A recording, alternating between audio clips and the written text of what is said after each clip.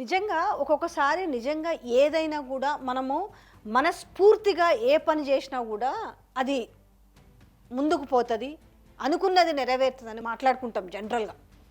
కానీ ఇప్పుడు నేను దేని గురించి చెప్తున్నా అర్థమవుతుందా? సీతక్క. సీతక్క ఏంటి, ఇంకా తెలంగాణ అంటే బతుకమ్మ కదా అనేది ఏం చేసిరు, ఆమె ఏడికి ములుగు జిల్లా కేంద్రంలోని గిరిజన భవన్లో ఇందిరా మహిళా శక్తి వేడుకలు నిర్వహించిన మంత్రి సీతక్క. సో సీతక్కకు స్వాగతం పలికే క్రమంలో కూరగాయలతో పేర్చిన బతుకమ్మను ఆమెకు అందించిన మహిళా సంఘం సభ్యులు, ఎవరు వాళ్ళ సంఘం సభ్యులు, ఏమి వచ్చింది కదా తన కూరగాయలన్నిటిని కూడా ఆమె ఒక బతుకమ్మ దాంట్లో పేర్చి ఆమెను ఎత్తిన పెట్టిరు. సో ఏం చేసిరు, అది కాస్త కింద పడిపోయింది. బతుకమ్మ నెత్తి మీద పెట్టుకొని సభా వేదికకు వెళ్తుండగా ఒక్కసారిగా కింద పడిపోయిన బతుకమ్మ.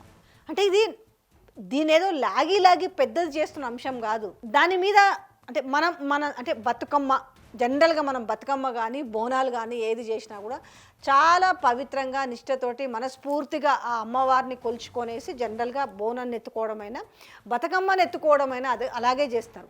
ఈరోజు వాళ్ళు కూరగాయలను ఏం చేసిరు, బతుకమ్మ లాగా పేర్చి మిగతా వాళ్ళందరూ కూడా ఎత్తుకున్నారా, వాళ్ళు ఎవరు పడిపోలేదు, సీతక్క బతుకమ్మ మాత్రం పడిపోయింది అన్నట్టు. అంటే జనరలైజ్గా అంత పవిత్రంగా చూస్తాం, అంత భక్తిగా చూస్తాం కాబట్టి ఇప్పుడు ఈ వార్త ఈరోజు ట్రెండ్ అవుతుంది సోషల్ మీడియాలో.